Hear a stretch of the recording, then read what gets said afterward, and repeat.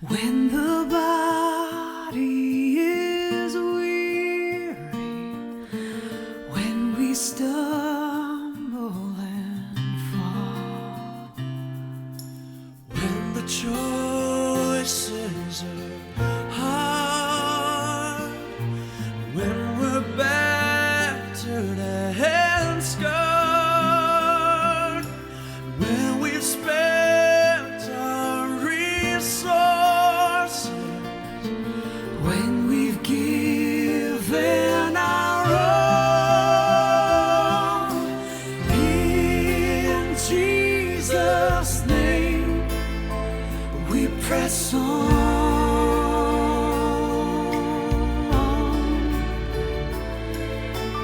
In Jesus' name we press on.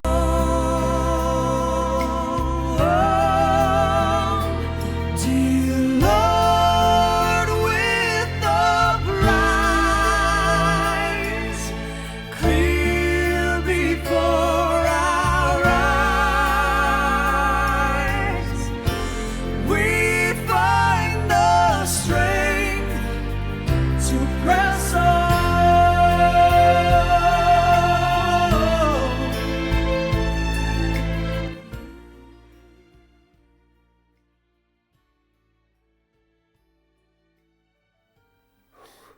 Bom dia, boa noite, boa tarde, dependendo da hora que você for assistir.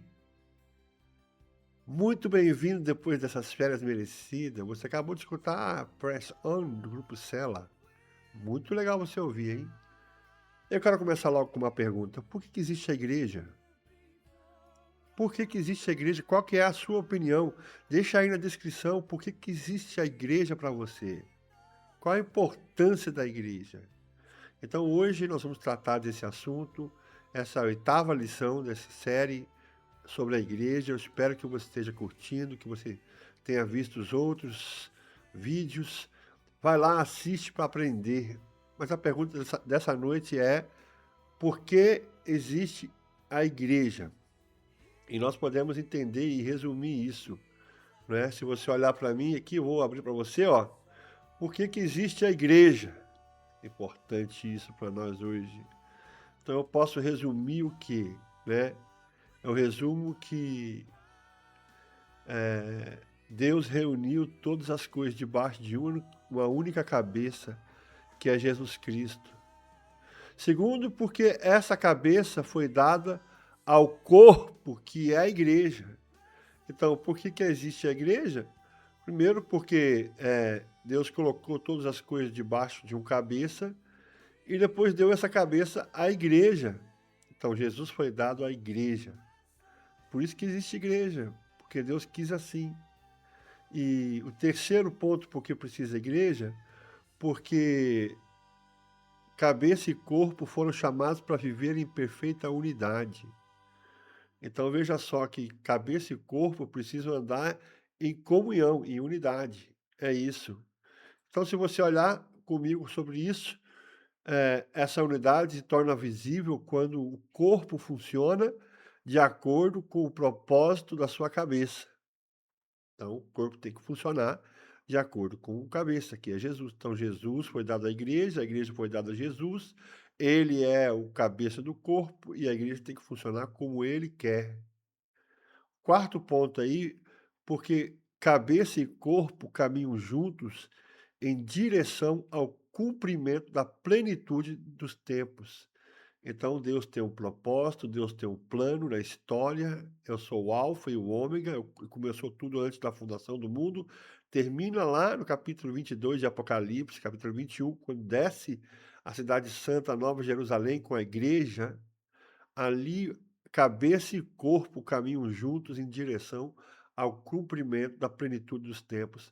E Cristo conduz o seu corpo, para que toda a vontade de Deus seja plenamente realizada. Então, qual a função do cabeça? O cabeça não está ali para ser uma coisa inanimada, nós temos um chefe, não. É Jesus que vai cuidar para que a igreja chegue àquele momento crucial. Então, queira o homem ou não, queira as igrejas ou não, ninguém tem uma ação independente. A igreja não é dos homens, a igreja é de Jesus e está sendo encaminhada pelo cabeça que é Jesus. E a pergunta, então, fica: para que Deus precisa dessa igreja? Para que ele necessita a igreja? Então, a igreja existe para manifestar o propósito de Deus. Pronto. Então, Deus vai manifestar o seu propósito através da igreja. Por isso que existe a igreja, porque Deus quer manifestar o seu propósito e quer realizá-lo por meio de Jesus, que é o cabeça, e por meio de todos nós que somos a igreja. Então, em primeiro lugar, se você olhar por que Deus necessita da igreja, ela existe para revelar a riqueza da graça divina. Então, a igreja existe para revelar a riqueza da graça divina, porque é por meio da igreja, né, Deus demonstra ao mundo que é um Deus cheio de graça e cheio de misericórdia. Então, todas as qualidades, todas as bênçãos, o mundo só vai conhecer o propósito de Deus pela igreja. Por isso que você tem que estar na igreja, para conhecer qual é o propósito de Deus. Eu acho que se nós formos fazer uma análise perfeita, há muito tempo a igreja, essa terrena aqui, já está tão distante do propósito de Deus, porque cada um tem o seu próprio propósito. Você vai ver, um é calvinista, outro é arminiano, outro é não sei o quê. Cada um gira em torno da sua doutrina. Mas vamos voltar para a origem, para entender o que é a igreja? A igreja, então, é, na realidade, para Deus mostrar sua misericórdia, sua graça ao povo do mundo. E se você quer entender, em segundo lugar, ela existe para manifestar a verdade. Então a igreja tem que falar a verdade. A verdade sobre o reino de Deus, sobre o plano de Deus, sobre o propósito de Deus. A igreja deve testemunhar que Deus é verdadeiro, fiel, digno de toda a confiança. Amém ou não? E em terceiro lugar, e não menos importante, ela existe para tornar conhecida a multiforme sabedoria de Deus. Assim como Cristo revelou essa sabedoria durante seu ministério terreno. Então, você vai olhar na vida de pessoas, cada um era diferente, cada um fez coisas diferentes. Por exemplo, Noé construiu uma arca. Eu costumo dizer que as pessoas costumam pregar sobre a fé de Noé por Noé. Abraão teve que sair da sua parentela. Davi foi escolhido para sentar no trono no lugar de Saul. Mas a gente às vezes não enxerga que por cima desses personagens tem uma mão regendo para que todas as coisas cheguem à sua conclusão, a conclusão que ele mesmo tem, como nós já vimos em Apocalipse, no capítulo 21, 22. Então Deus deseja continuar revelando através da igreja. Ele quer se mostrar. E, finalmente, Deus deseja fazer parte da igreja na sua habitação. Ele habita no meio do seu povo. Ele não procura edifícios para morar, ele procura pessoas. Isso que é importante. Entender que são homens e mulheres nos quais possa habitar pelo seu espírito, através dos quais possa manifestar sua presença. Isso é tão interessante para nós, não é? Mas existe uma outra pergunta: como que deve ser a igreja? Então, talvez essa pergunta é a seguinte, né? Que a igreja, como que ela deve ser?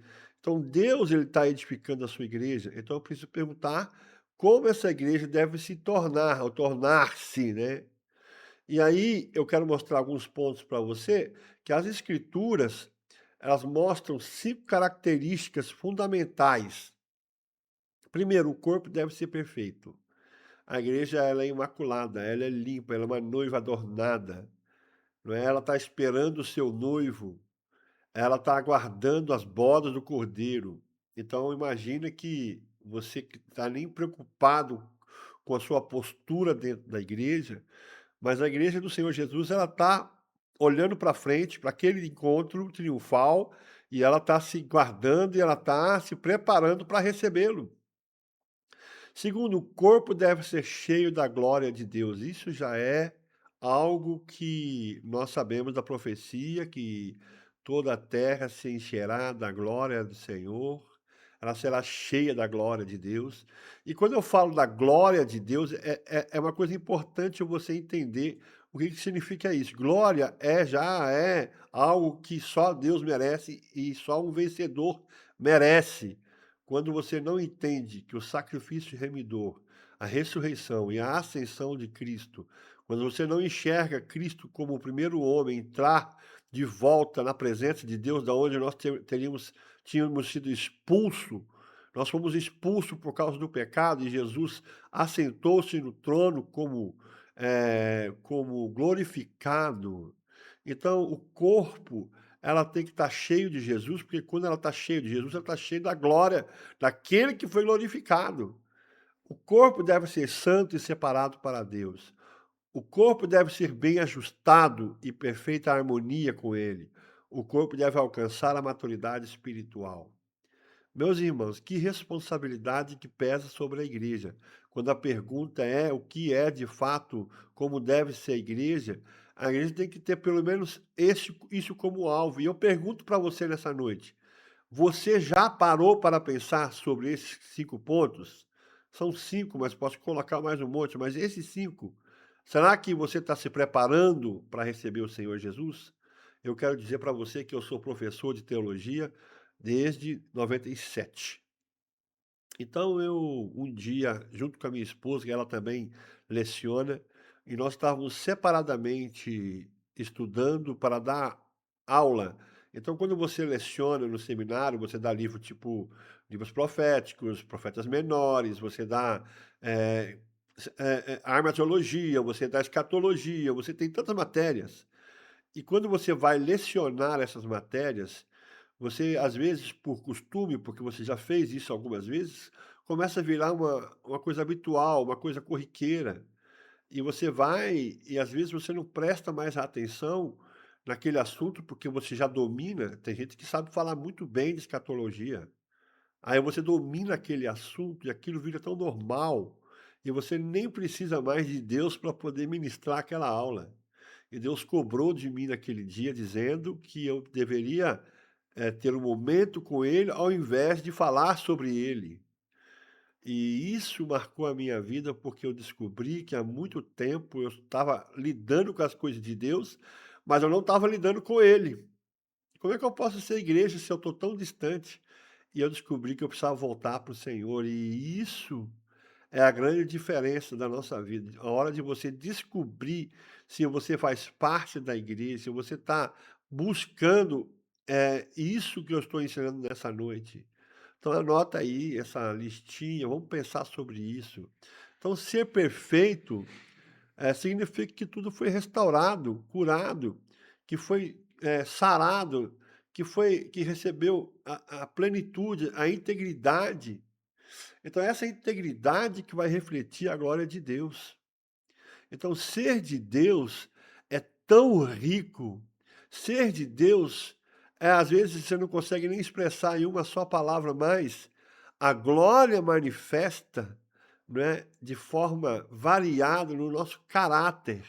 E tudo isso que eu falei aqui, esses 5 pontos, pode se tornar visível na sua vida na igreja. E aí nós temos o último ponto que eu quero abordar. Deus trabalha segundo o seu modelo. Isso aqui é muito importante para você e para mim, porque às vezes a gente acha que a igreja é uma criação humana. Cada um vai fazendo, e eu já me libertei desse sistema eclesiástico furado que está aí, implantado no nosso Brasil. Muitas igrejas são ativistas, têm tantas atividades, têm tantas coisas, ocupam o ser humano com tudo, menos com aquilo que interessa. Deus trabalha no modelo dele, e eu preciso falar isso. E para isso eu vou abrir a Bíblia com vocês em Êxodo 25, versículo 9. Êxodo 25, versículo 9. Vou abrir para você. Êxodo, versículo 25, versículo 9. Aí está a Bíblia aberta para você. Segundo tudo que eu te mostrar, para modelo do tabernáculo e para modelo de todos os seus móveis, assim mesmo fareis.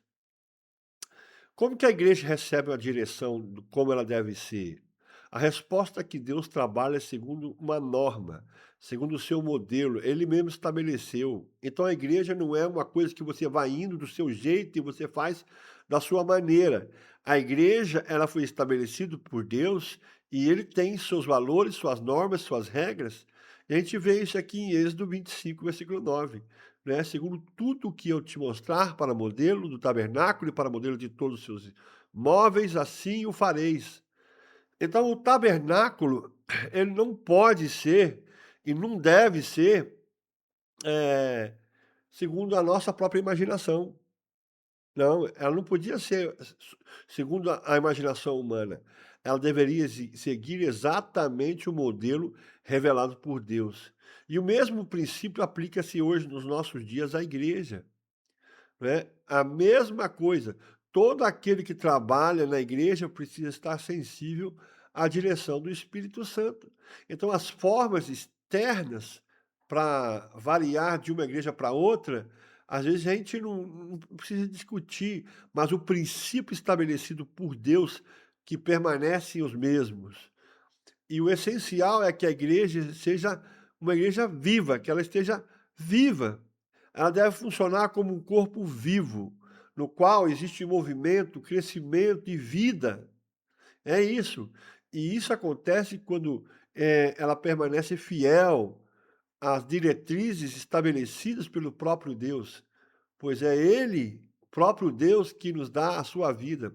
E assim como Deus determinou o modelo do tabernáculo, também estabeleceu princípios para a edificação do templo espiritual. E qual que é o modelo que tem que ser seguido? Eu vou ler com vocês Ezequiel, no capítulo 43, versículo 10. Ezequiel 43, versículo 10. E olha que ele fala aqui no versículo 10 ao versículo 11. Tu, pois, ó filho do homem, mostra à casa de Israel este templo para que ela se envergonhe das suas iniquidades e meça o modelo.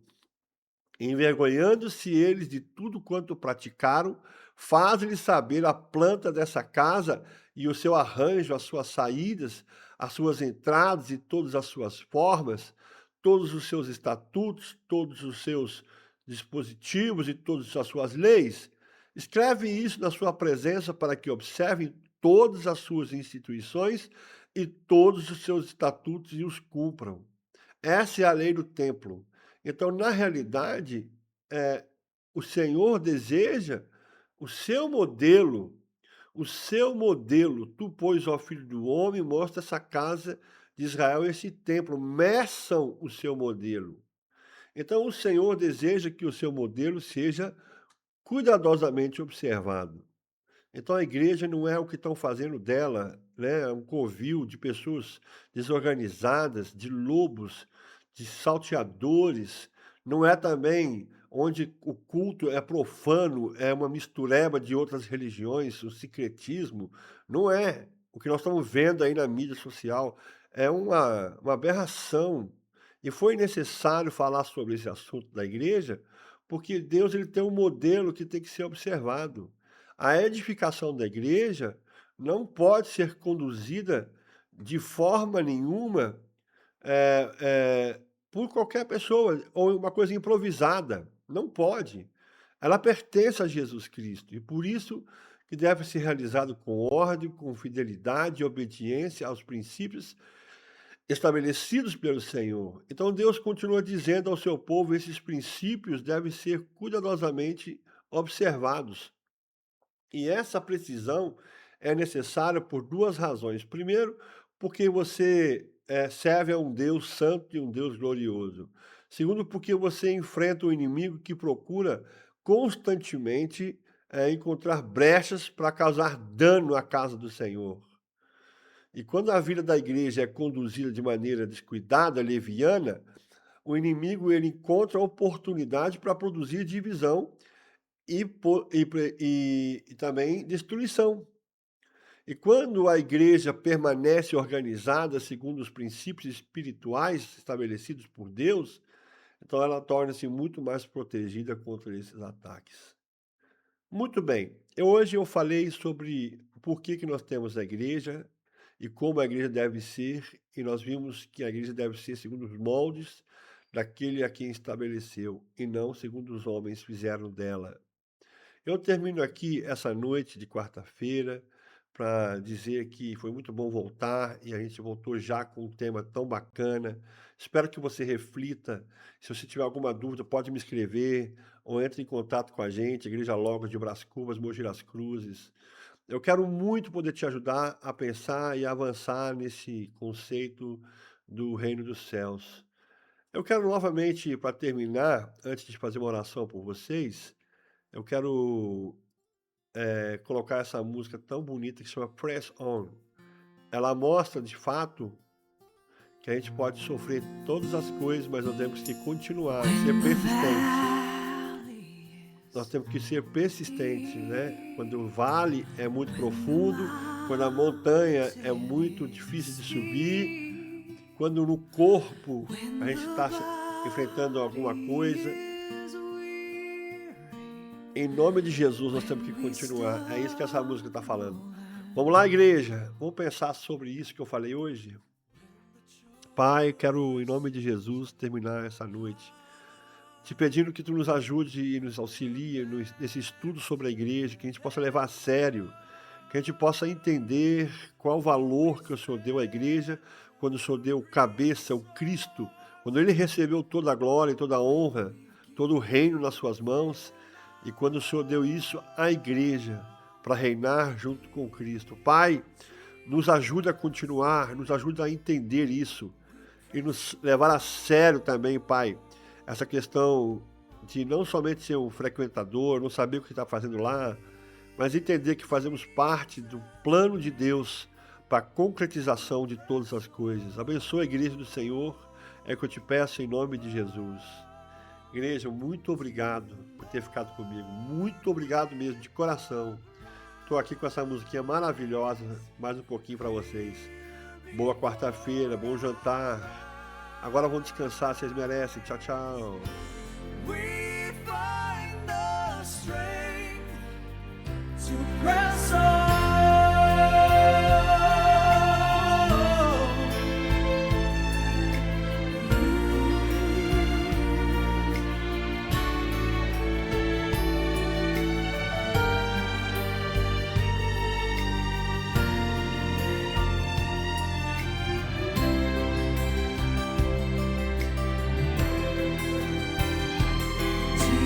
Lord, with the prize clear before our eyes,